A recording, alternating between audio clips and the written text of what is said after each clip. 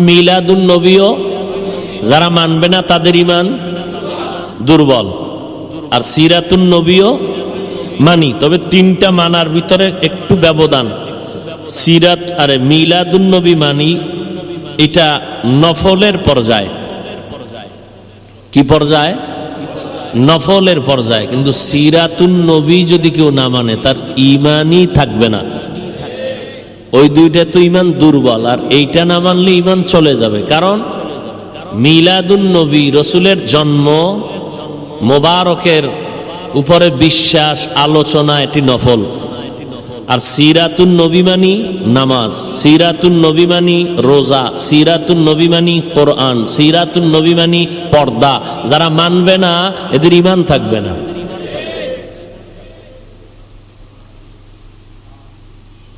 তো মিলাদুন নবী রসুলের জন্ম কয়দিন? জন্ম মানুষের কয়দিন হয়? 3 দিন না 1 দিন?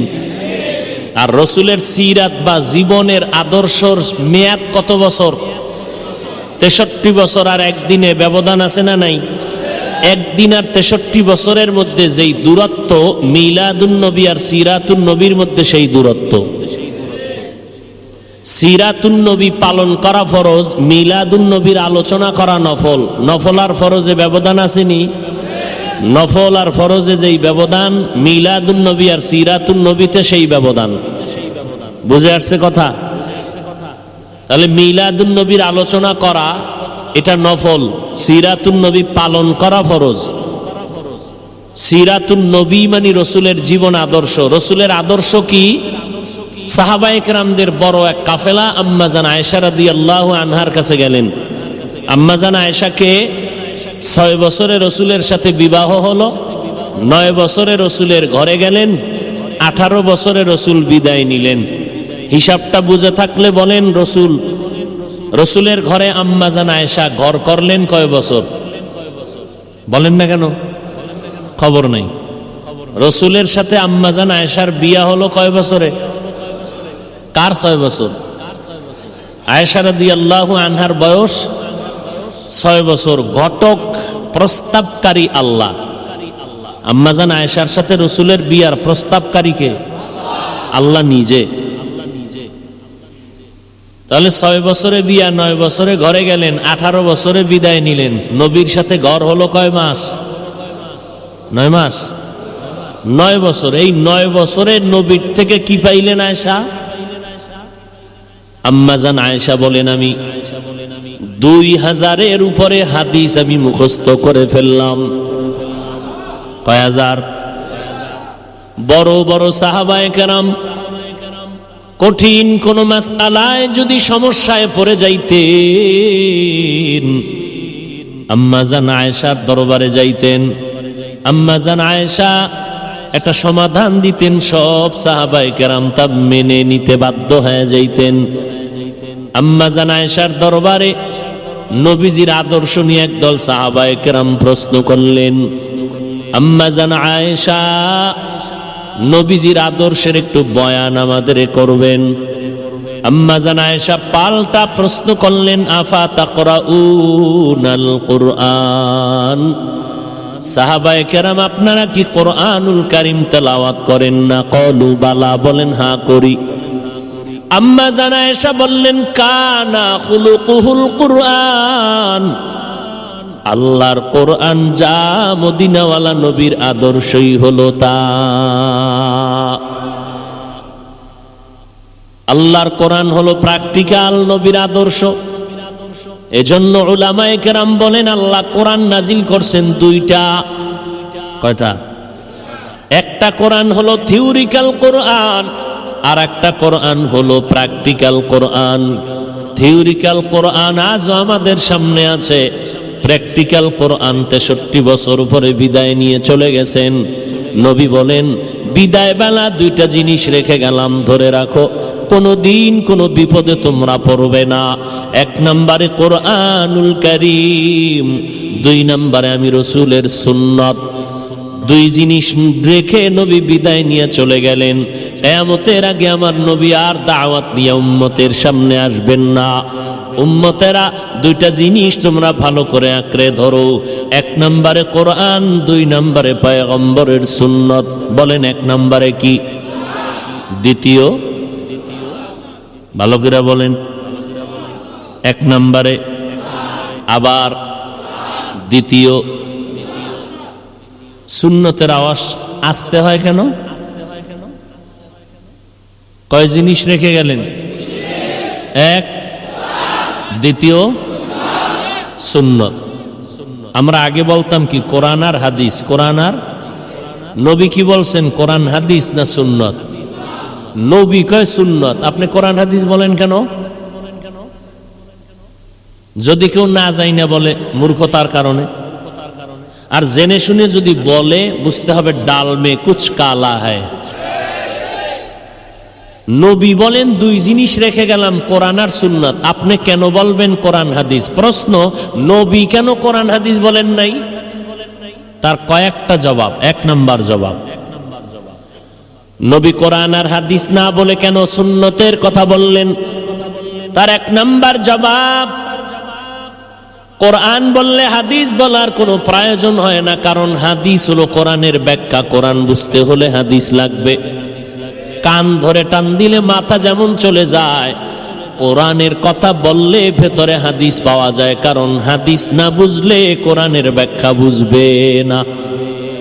নাম্বার 2, আল্লাহর নবী হাদিস কেন বলেন নাই? কারণ জগতের সব উম্মতেরা রাসূলের লক্ষ লক্ষ হাদিস কোনোদিন আমল করতে পারবে না। কিয়ামত পর্যন্ত যদি হায়াত বাড়াইয়া দেওয়া হয়, দুনিয়ার কোন উম্মতেরা লক্ষ লক্ষ নবীর হাদিস এক জায়গায় এক টেবিলে জমাও করতে পারবে না, কোনোদিন আমলও করতে পারবে না।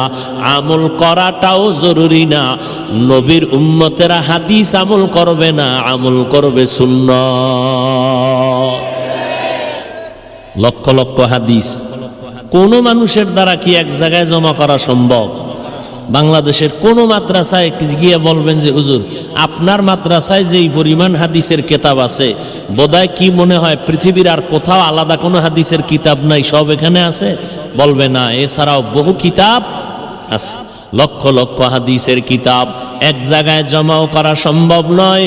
দুনিয়ার কোনো মানুষই হাদিসগুলো একা একা জীবন দিয়া পড়তেও পারবে না। লক্ষ লক্ষ হাদিস জীবনে মোতালাও করতে পারবে না, আর আমলও করার কোনো সুযোগ। তাহলে আমল করবে কি? সুন্নত। এবার নবী সুন্নতের কথা বলে 3 নাম্বার ব্যাখ্যা দিলেন, মানুষরে হাদিস মানতে গেলে কিতাব লাগতো, কিতাব দিয়ে হাদিস বুঝে বুঝে আমল করতা। সুন্নতের কথা কেন বললাম? বলে কিতাব দিয়ে আমল করলে হবে না। সুন্নতের আমল যদি করতে চাও, ব্যক্তিকে অনুসরণ ছাড়া সুন্নতের আমল হবে না। এই জন্য সাহাবায়ে কেরাম বড় ইলমওয়ালা, কোরআন হাদিস পড়লেন, নবীজির ছাত্র সাহাবায়ে কেরাম তাফসীর শিখলেন, মুফতি সাহেব হলেন। সাহাবায়ে কেরামদের মতো বড় মুফতি, বড় মুহাদ্দিস, বড় মুফাসসির জমিনে কেউ নাই, কিয়ামতের আগে আসবেও। সেই সাহাবায়ে কেরাম এত ইলম অর্জন করার পরে দিন নাই, রাত্র নাই, খানা নাই, ঘুম নাই, নবীর দরবারে পড়ে থাকেন। কারণ আমার নবীর থেকে একটা আমল যেন আমার চোখের নজর থেকে বাইরে পড়ে না যায়। খানার খবর নাই, ঘুমের খবর নাই, পয়গম্বরের চেহারা দেখলে পেটের ক্ষুধা নিবারণ হয়ে যায়। মায়ার নবীকে দেখেন, এক একটা আমল শিখেন আর করতে থাকেন। নবী কেমনে পানি পান করেন, সাহাবায়ে কেরাম দেখেন আর আমল করেন। নবী কেমনে জুতা পরেন, সাহাবায়ে কেরাম দেখে দেখে আমল করেন। মায়ার নবী কেমনে বাথরুমে যান, নবী দেখে সাহাবায়ে কেরাম আমল করেন। নবী কেমনে রাস্তায় হাঁটেন, পয়গম্বরকে দেখে দেখে সাহাবায়ে কেরাম অনুসরণ করেন। আবার সাহাবায়ে কেরামদের দেখা তাবেঈনরা আমল করা শুরু করলেন। কোরআন হাদিস শিখার পরে আবার তাবিনদেরকে দেখিয়া দেখিয়া তাবিনরা আমল করলেন। তাবিনকে দেখিয়া দেখিয়া ওলামায়ে মুতাকাদ্দিমিনরা আমল করেছেন। ওলামায়ে মুতাকাদ্দিমিনদেরকে দেখার পরে ওলামায়ে মুতাআখিরিনরা আমল করেছেন। আমাদের মুরব্বী ওলামায়ে কেরামরা তাদেরকে দেখছেন। আমরা আমাদের ওলামায়ে কেরাম উস্তাদদেরকে দেখে দেখে আমল করি। আমরা জানি, আপনিও জানেন, নখ কাটার মধ্যে নবীর সুন্নত আছে। কয় কেমনে কাটবো, কোন তরিকায় কাটলে দেখলে সুন্নাত হবে। এটা কিতাব দেখে বুঝবি না, উলামায়ে কেরামের কাছে গিয়া প্র্যাকটিক্যাল শিখে নাও। ও বান্দা, চুল কাটার মধ্যে নবীর সুন্নাত আছে, বলে এটা কিতাব দেখলে বুঝবা না, যাও যারা বুঝে জানে তাদের কাছে যাও। ফাসআলু আহলা যিকরি ইন কুনতুম লা তা'লামুন। উলামায়ে আহলে হকের কাছে যাইয়া নবীর সুন্নতের প্র্যাকটিক্যাল আমলগুলো শিখে নাও। উলামায়ে কেরাম কেমনে পোশাক পরবা, উলামায়ে কেরাম থেকে পোশাকটা পরা শিখে নাও। উলামায়ে কেরামের কাছে যাইতে সাবধান, উলামায়ে আহলে বাতিলের কাছে যাইবা না, শুধু আহলে হকের কাছে যাইও। কারণ ওলামাদের মধ্যে বিশাল একটা কাফেলা থাকবে, তারা বাতিল। ক্বালান নবিয়্যু সাল্লাল্লাহু আলাইহি ওয়া আলিহি ওয়া সাল্লাম, আলা ইন্না শাররাশ শাররি শিরারুল উলামা ওয়া ইন্না খায়রাল খায়রি খিয়ারুল উলামা। পয়গম্বর বলেন, সাবধান হে উম্মত, এই জমিনের মধ্যে একদল উলামা থাকবে, তারা চূড়ান্ত জমিনের মধ্যে বড় খারাপ, আর একদল থাকবে উলামা, তারা থাকবে জমিনের মধ্যে বড় ভালো। যারা ভালো তাদের নাম উলামায়ে আহলে হক, আর যারা খারাপ তারা উলামায়ে আহলে বাতিল। চিনবেন কেমনে? চিনার কোনো উপায় নাই, কারণ ডিজাইন সব এক। বাতিলের টুপি আছে, দাড়ি আছে, আহলে হকদেরও টুপি দাড়ি পাগড়ি আছে। চিনবেন কেমনে? স্বর্ণের কালারও যেমন, সিটি গোল্ডের কালারও তেমন। ডিজাইন এক, মান কি এক নেই? কোনোদিন এক না। চিনার মতো স্বর্ণ আর সিটি গোল্ড পার্থক্য করার মতো যেমন কষ্টি পাথর আছে, হক আর বাতিলকে চিনার জন্য কষ্টি পাথর হলো কোরআন আর সুন্নাত। কোরআন সুন্নাত যে কেউ দিয়া হাতের মধ্যে নিয়ে কষ্টি পাথরে যাচাই করতে পারবে না। কোরআন হাদিস অনুযায়ী যাদের বাসিরাত আছে, তাকওয়ার অন্তর চোখ খোলা আছে, তারা দেখলেই বুঝতে পারবে এটা টুপি পরলে কি হবে। কপালে দেখা যায় বান্দা বড় গুনাহগার। আব্দুল্লাহ ইবনে আব্বাস রাদিয়াল্লাহু তাআলা আনহু বলেন, মানুষ যখন নেক আমল করে নগদ 5টা পুরস্কার আল্লাহ নগদ দিয়া দেন। পক্ষান্তরে যখন গুনাহ করে তখন 5টা আসর তার কপালের মধ্যে পড়ে যায়।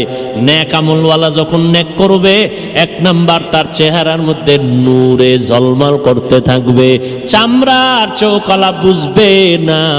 যাদের অন্তর চোখ খোলা আছে তারা দেখলেই বুঝতে পারবে লোকটা আল্লাহওয়ালা। এলমেরা এজাজু করদান বেহিসাব, খলকেরা দাদান জওয়াবে বাসওয়াব, হক নাদারত দোস্তে খলকা জারেরা, নিস্তে ই খসলত একে দিনদারেরা। পয়গম্বরে আরবি বলেন, উলামায়ে আহলে হকদের অনুসরণ করবা। তবে আমি আপনাদেরকে প্রাথমিক একটা টিপস দিয়া যাই, দেখলেই মনে করবেন তারা আলেম নামের বাতিল। যাদের বয়ানে কোনো আমল নাই, যাদের বয়ানের মধ্যে কোনো ইখলাস নাই, যাদের বয়ানে আমল সুন্দর হয় না, মানুষের দিলটা নরম হয় না, যাদের বয়ানে মানুষের আমল ভালো হয় না, প্রাথমিকভাবে ধারণা করে নাও তার আলেমের মধ্যে ভেজাল আছে। দ্বিতীয়, এখন নতুন করিয়া আপনাদের মিডিয়া খুললে, ইউটিউব খুললে নগদ প্রমাণ পাবেন। যদি কোনো আলেম মাওলানা নাম লেখাইয়া স্টেজের মধ্যে বসিয়া কেউ বলে কোরআনের মধ্যে ভেজাল আছে, জাল আছে, খোদার কসম মেনে নাও সে উলামায়ে আহলে বাতিল। যেই আলেম বক্তা হইয়া আলেম মাওলানা দাবি করিয়া উম্মতের সামনে ঢুকছি, আবার বের হইয়া মোবাইলের দ্বারা মিশা কথা শুরু করব। এই গজবের মোবাইলে এত পরিমাণ মিথ্যা কথার জিকির উঠাইয়া দিল, চর্চা করাইল, মনে হয় যেন জাহান্নামের ফ্যাক্টরি হাতের মধ্যে লয়া দৌড়াইতেছি। আল্লাহর নবী জীবনে একটা মিথ্যা কথা বলেন নাই। আমার নবীর ঘাম থেকে মিশকের ঘ্রাণ। আমার নবী যখন রাস্তা দিয়ে হাঁটেন, দুপার্শ্বের গাছ নত হইয়া নবীরে সালাম জানায়। নবী বলেন, আমি এসে দেখলাম আরবের মানুষ বিধবা নারীদেরকে তুচ্ছ মনে করে ঘৃণার নজরে দেখে। আমি আল্লাহর আদেশে প্রথম বিবাহটা করলাম বিধবা নারী। দুই স্বামী অতিবাহিত করার পরে খাদিজা রাদিয়াল্লাহু আনহাকে আমি বিয়ে করলাম। মক্কার মানুষ, আরবের লোকেরা আমাকে ধিক্কার জানাইতে লাগলো। আমি মুহাম্মদ চিল্লাইয়া বললাম, খবরদার, আমি মুহাম্মদ নারীদের ইজ্জত রক্ষার জন্য এসেছি। বিধবা নারীর ইজ্জত তোমরা দাও না। আল্লাহ ইজ্জত বাড়ায় দিলেন। ওই খাদিজার এত সম্মান, এক তো মুসলমান প্রথম খাদিজা হাসরের ময়দানে দাঁড়ায় যাবে প্রথম নারী নবীর হাতে মুসলমান। নবী বলেন শুধু তাই না, আমার যত সন্তান, 3টা ছেলে সন্তান খাদিজার গর্ভ থেকে আসলো, 4টা কন্যার সন্তান আমি নবী পাইলাম, তাও খাদিজার গর্ভ থেকে। জায়নাব আমার মেয়ে খাদিজার গর্ভ থেকে আসছে। উম্মে কুলসুম আমার মেয়ে খাদিজার গর্ভ থেকে আসলো। রুকাইয়া আমার মেয়ে খাদিজার গর্ভ থেকে আসলো। আর সর্বশেষ আমার কলিজা ফাতেমা রাদিয়াল্লাহু তাআলা আনহা আমার খাদিজার গর্ভ থেকে দুনিয়াতে আসছে। কিয়ামত পর্যন্ত এই জমিনের মধ্যে আমার নবীর আওলাদের বংশধর বেঁচে আছে। ফাতেমা রাদিয়াল্লাহু তাআলা আনহুর সন্তান হাসান ও হুসাইন রাদিয়াল্লাহু আনহুমার মাধ্যমে কিয়ামত পর্যন্ত রাসূলের বংশ জিন্দা থাকবে। ফাতেমা রাদিয়াল্লাহু আনহার সন্তানের মাধ্যমে কিয়ামত পর্যন্ত রাসূলের বংশ জমিনে জিন্দা। এরে নবীর আশিক ওই ফাতেমা জান্নাতের নারীদের সরদারিনী নারীর, আমার নারী 4টা কন্যা। নবী বলেন দুনিয়ার মানুষ, এই আরবের মানুষেরা, আমার একটা ছেলেও জিন্দা নাই। আমি মুহাম্মদ 4টা কন্যার বাবা হয়ে আছি। আমি জমিনের মধ্যে প্রমাণ করে দিলাম নারীর সম্মান পুরুষের থেকে বেশি। কেমন বেশি জানো? একটা কন্যা সন্তান যেই বাবায় পেয়েছো, তুমি একটা জান্নাতের মালিক হয়ে গেলা। যারা 2টা কন্যা সন্তান পেয়েছো, তুমি 2টা জান্নাতের মালিক। যারা 3টা কন্যা সন্তান পেয়েছো, তারা 3টা কন্যা জান্নাতের মালিক। এই সম্মান আল্লাহর নবীর মাধ্যমে আল্লাহ জিন্দা করে দিলেন। আদর্শ মানতে হবে মদিনাওয়ালা নবীর। এই আদর্শ মানতে গিয়া তুমি চরমনাই যাওয়া কোনো বাধ্য না, তুমি তাবলিগে যাওয়া বাধ্য না। বরং যারা স্কুলে পড়ো আলহামদুলিল্লাহ, কলেজে যারা লেখাপড়া করো আলহামদুলিল্লাহ, আমাদের মাদ্রাসায় তোমার আসার কোনো দরকার নাই। কোনো মৌলবী যদি তোমাদের দাওয়াত দেয়, আমি হাফিজুর রহমান বলে গেলাম, তাদের দাওয়াত তুমি কবুল করবা না। কারণ আমার মাদ্রাসায় আলেম মুহাদ্দিস মুফতি মুফাসসির ছাত্রের অভাব নাই। আমার মাদ্রাসায় ছাত্র অনেক অনেক অনেক। ঘুমানোর জায়গা দিতে পারি না, খানা ঠিক মতো দিতে পারি না, গোসলের জায়গা দিতে পারি না। বরং আমার দেশে আলেম ওলামার দরকার পড়বে না। আমার দেশে অভাব হইল আদর্শবান ডাক্তারের, মুসলমান আদর্শবান ইঞ্জিনিয়ার নাই, মুসলমান আদর্শবান একজন কলামিস্ট নাই, মুসলমান আদর্শবান সাংবাদিক পাই না। আমার দেশে মুসলমান আদর্শবান প্রফেসরের বড় অভাব। আমার দেশে মুসলমান আদর্শওয়ালা মুসলমান এমপির অভাব, মন্ত্রী সাহেবের অভাব। আদর্শবান মুসলমান একজন ডিসি এসপির অভাব। আজ যদি আমার সোনার বাংলায় প্রত্যেকটা থানার ওসি এবং জেলার এসপিডিসি যদি মুসলমান আদর্শওয়ালা নামাজি হইতো, আমগো কোরআনওয়ালাদের কোরআনের বয়ান করতে কোনো পেরেশানি লাগতো না। অতএব স্কুলে পড়ো, কলেজের মধ্যে পড়িয়া ডাক্তার হও, ইঞ্জিনিয়ার হও, সাংবাদিক হও, প্রফেসর হইও। বান্দা তুমি একজন ভালো লেখক হও, একজন ভালো কবি হও, তবে অনুরোধ বেয়াদব হইও না, দুশ্চরিত্রবান হইও না রে বাবা। কারণ বহু ডাক্তার আছে আদব কায়দা নাই, আদর্শ নাই। ডাক্তার হইয়াও তো আমার নবীরে গালি দেয়, ইঞ্জিনিয়ার হইয়াও তো আমার আল্লাহর বিরুদ্ধে কথা বলে। এই মানুষটাকে দুনিয়ার কোনো মানুষ ভালো জানে না।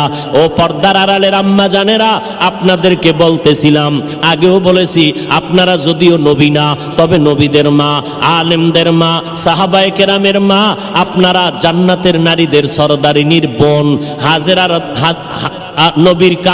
নবীর মেয়ে ফাতেমা রাদিয়াল্লাহু আনহার মতো নারী, খাদিজা রাদিয়াল্লাহু আনহার মতো নারী, আয়েশা রাদিয়াল্লাহু আনহার মতো নারী। কিয়ামতের দিন 4 জন মহিলার জন্য জান্নাতের 8টা দরওয়াজা খোলা দেওয়া হবে। 8টা দরওয়াজা দিয়া প্রত্যেক দরজায় ডাকবে, আসো আসো, তাড়াতাড়ি জান্নাতের মেহমানখানায় আসো।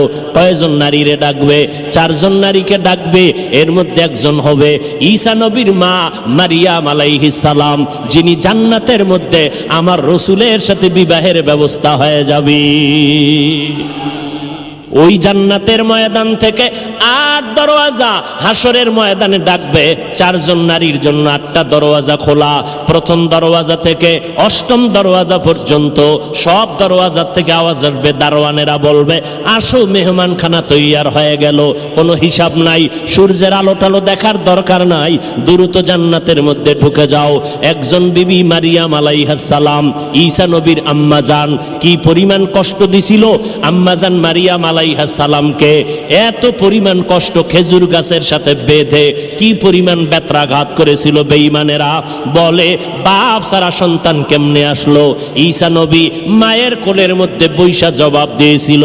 আল্লাহ তাআলা ঈসা নবীর জবান খুলে দিয়েছিলেন শিশুবেলায়। আল্লাহ তাআলা ঈসা নবীকে অল্প বয়সে কিতাব দান করেছিলেন। আর একজন নারী খাদিজা রাদিয়াল্লাহু আনহা জান্নাতের 8টা দরওয়াজা দিয়ে ডাকবে, ও খাদিজা আসো, জান্নাতের 8 দরওয়াজা খোলা। ও আব্দুল্লাহপুরের আম্মা জানেরা, ভালো করে শুনে নেন, আপনাদের মর্যাদার বয়ান সারা রাত্র যদি করি শেষ করা যাবে না রে আম্মা জান।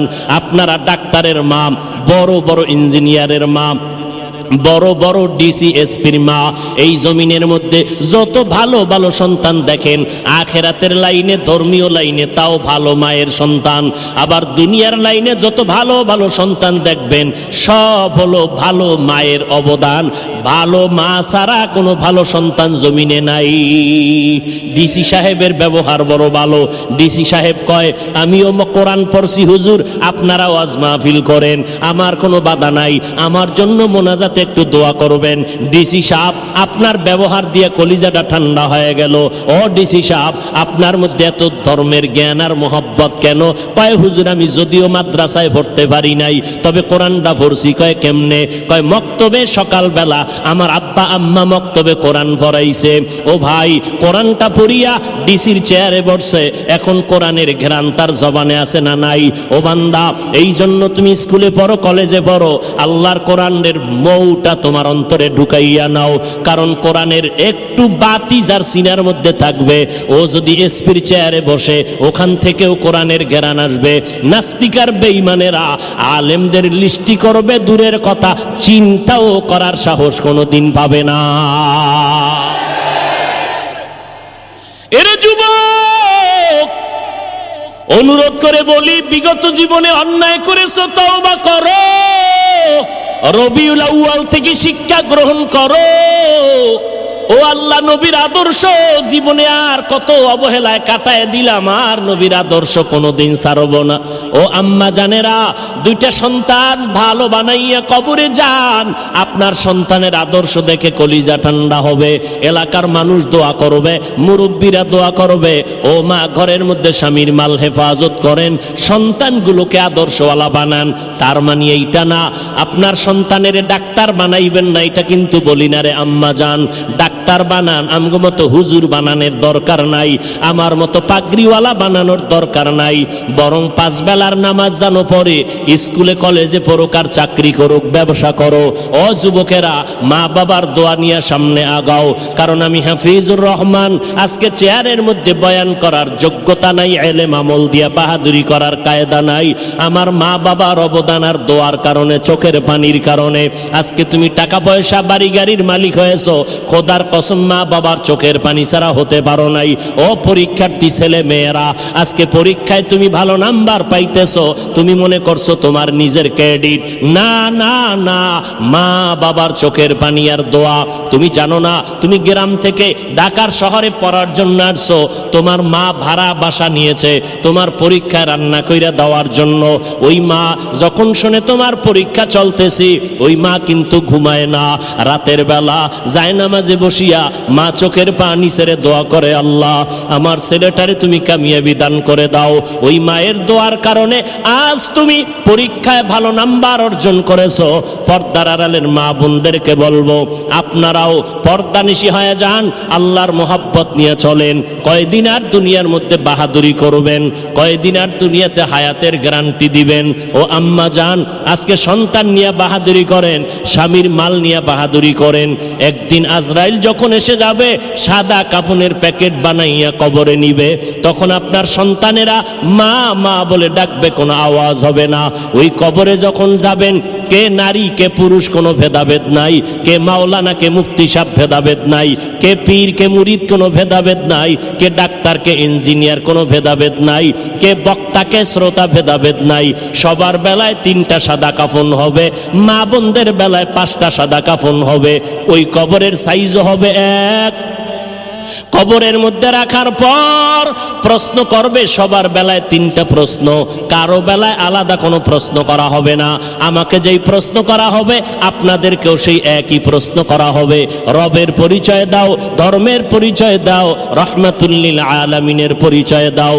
আল্লাহর নবী বলেন, দুনিয়াতে যারা রবের গোলামি করে কবরে যাবে, এরা কবরে গিয়া জবাব দিবে, রব্বি আল্লাহ, আমার রব একমাত্র আমার আল্লাহ। দুনিয়াতে যারা ইসলাম মেনে চলবে, কবরে গিয়া জবাব দিবে, দীনিয়াল ইসলাম, আমার ধর্মের নাম ইসলাম। দুনিয়াতে যারা নবীর সুন্নতের মালা গলায় লাগাইয়া চলবে, ও যুবকেরা, বৃদ্ধ বাবাজিরা, পর্দার আড়ালের আম্মা জানেরা, আঙ্গুলের নখগুলো কেমনে কাটবেন সেখানেও নবীর সুন্নত যারা মেনে চলবে। চুলগুলো কেমনে রাখবেন সেখানেও বিশ্ব নবীর আদর্শ যারা মেনে চলবেন। জুতাগুলো কেমনে পরবেন সেখানেও নবীর সুন্নত যারা মেনে চলবেন। মসজিদে কেমনে ঢুকবেন বের হবেন, বাথরুমে কেমনে ঢুকবেন বের হবেন সেখানেও নবীর সুন্নত যারা মেনে চলবেন। খানা খাইতে বসবেন কেমনে সেখানেও নবীর সুন্নত। হাত দুইটা কেমনে ধুইবেন সেখানেও নবীর সুন্নত। একটা একটা বয়ান করলে সারা জিন্দেগি চলে যাবে রে বাবা। খানা খাইতে যখন বসবেন, যেই প্লেটের মধ্যে খানা নেবেন ওই প্লেটে কখনো হাত ধুইবেন না। নবীজি বলেন, দোনো হাতের কবজা পর্যন্ত আলাদা একটা পাত্রের মধ্যে ধুইয়া নাও। নবীর উম্মতেরা চিল্লাইয়া চিল্লাইয়া আলেম ওলামারা জীবনভর বলল, হাতের কবজা পর্যন্ত ধুইয়া এরপরে ভিন্ন প্লেটে খানা নিয়ে খাও। হুজুরদের কথা, মদিনাওয়ালার সুন্নাত গায়ে লাগায় নাই। সরকার যখন পুলিশ নামাইয়া দিল, বেতের বাড়ি দিয়া সবটিরে সাইজ কইরা দাও, হাতের কবজা পর্যন্ত ধুইতে হবে, না হয় করোনায় মরে যাবে। পুলিশের বেতের বাড়ির ভয়ে এই বেহায়া বাঙালি হাত ধুইতে রেডি হলো, কিন্তু আলেমের কথায় মদিনার মোহাব্বতে হাত ধুইতে রাজি হয় নাই। কি পরিমাণ বেহায়া, বেলাজা, বেশরম! এরে নবীর আশিক, তুমি যখন প্লেটের মধ্যে খানাটা নিবা, ডান দিক দিয়া তুমি খানা শুরু করবা, বিসমিল্লাহ বলিয়া খানা শুরু করবা। এরে আল্লাহর বান্দা, বাম হাতে কোনো তরকারি নিবা না, ডান হাতে নিবা। বলবা, হাফিজ ভাই আমার ডান হাতে ভাত দিয়া তো লাগানো, আমি কেমনে চামচ দিয়া নিব?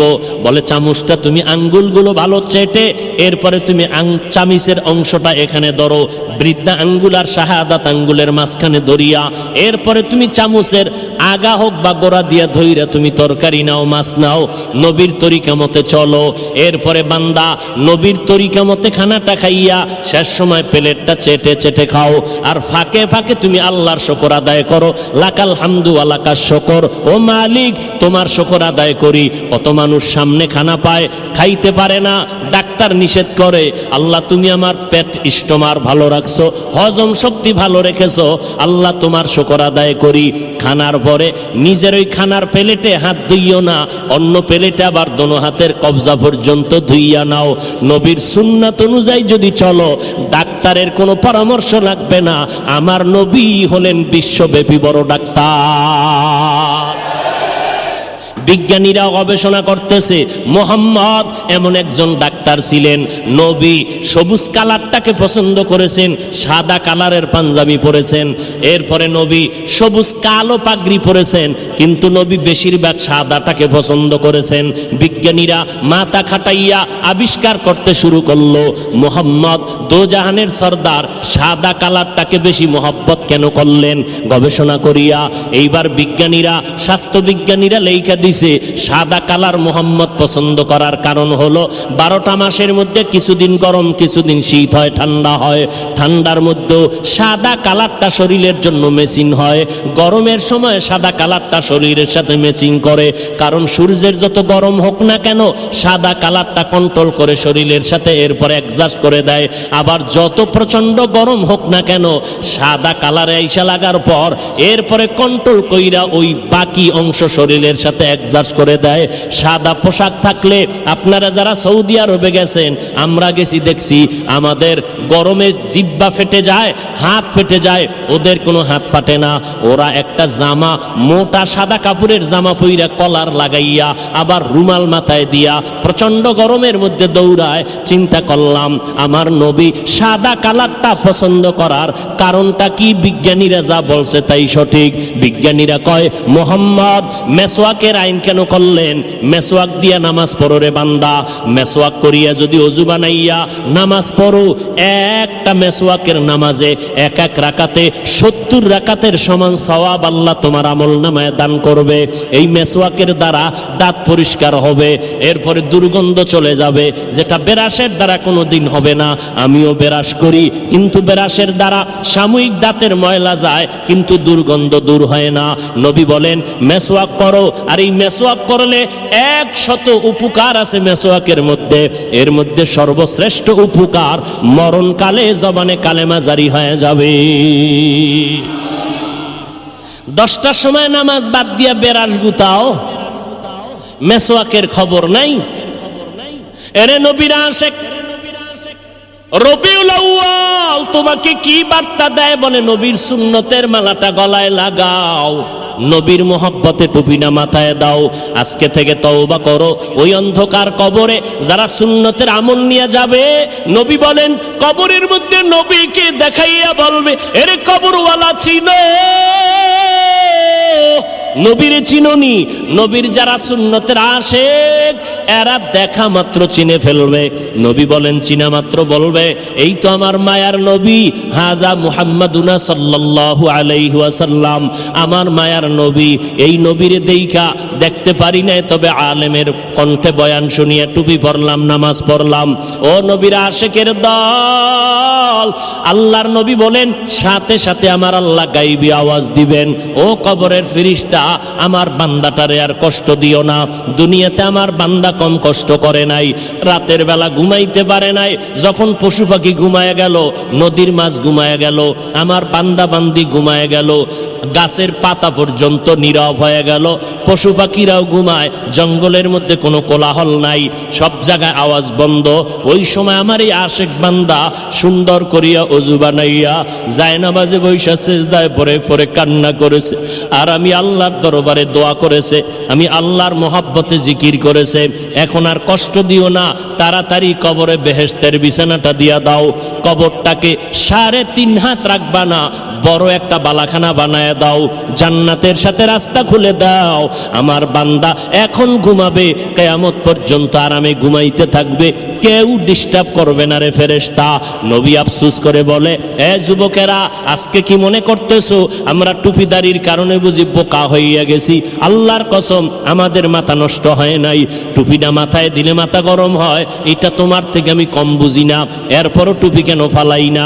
দাড়িটা লম্বা করার কারণে যৌবনের ভাব চলে যায়, তোমার থেকে কম বুঝি না, এরপরও দাড়িটা কেন ফালাই না? লম্বা জামা গায়ে দেওয়ার কারণে শরীরটা গরম লাগে, এরপরও কেন জামা ফালাই না? তোমার থেকে কম বুঝি না রে বাবা।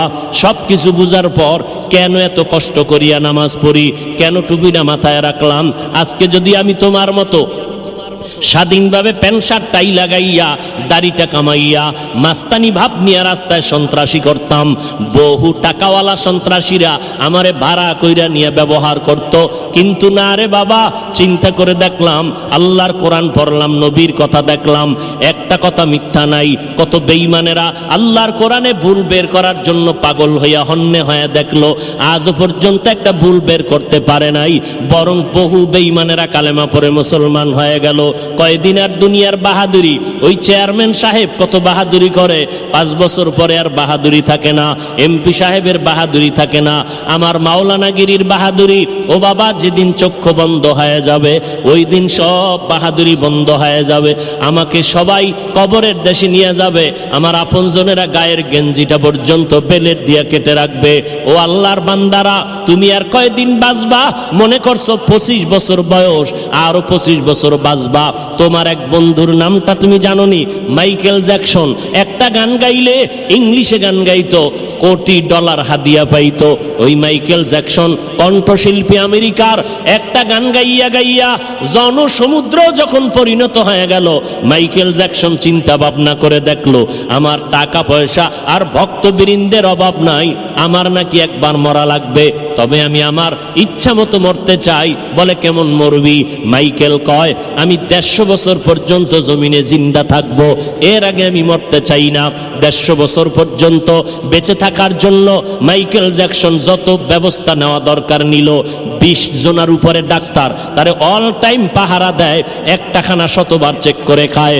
মাইকেল জ্যাকসনের চেহারাটা বাধাই করে নিল যেন যৌবন ছুটে না যায়, খালি হাতে কারো সাথে সাক্ষাৎ দেয় না, জীবাণু যেন ঢুইকে আমার মৃত্যুর মুখে ফালাইয়া না দেয়।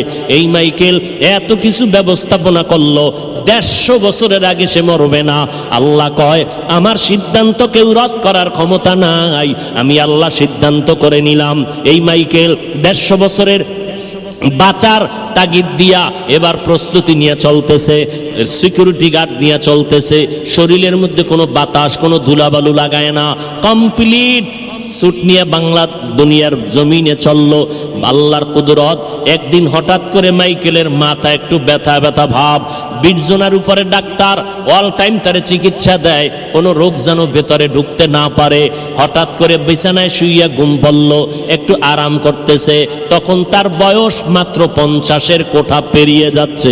এমন সময় ডাক্তারেরা চতুর্পার্শ্বে পাহারা দেয়, মাইকেল 50-এর কোঠার পরে পেরিয়ে বিছানায় যখন ঘুমাইয়া গেল, হঠাৎ করে ডাক্তারেরা দীর্ঘ টাইমের পরে মাইকেলকে যখন সজাগ করতে চায়, শরীরটার মধ্যে টাচ করে দেখে মাইকেলের পুরো শরীর বরফের মতো ঠান্ডা, কাঠের মতো শক্ত হয়ে গেল।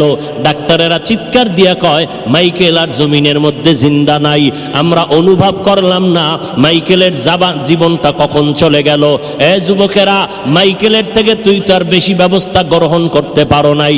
আল্লাহ যেই যৌবন দিছিল, যেই শক্তি দিছিল, মোবাইল চালাইয়া নিজে ইচ্ছা করিয়া সেই পার্সগুলো নষ্ট করলি। তোর পায়ে 2টা হাত দিয়া বলছি, বাবা হাসিয়া হাসিয়া কথা উড়াইয়া দিস না, বালিশে মাথা লাগাই একটু চিন্তা কর। আজকে মোবাইলটা চালাইয়া চোখের পাওয়ারটারে নষ্ট করে ফেলেছ রে বাবা, পায়ে ধরে বলছি কথাগুলো এমনে ফালাইয়া দিস না, আজকে বালিশে মাথা লাগাইয়া চিন্তা কর।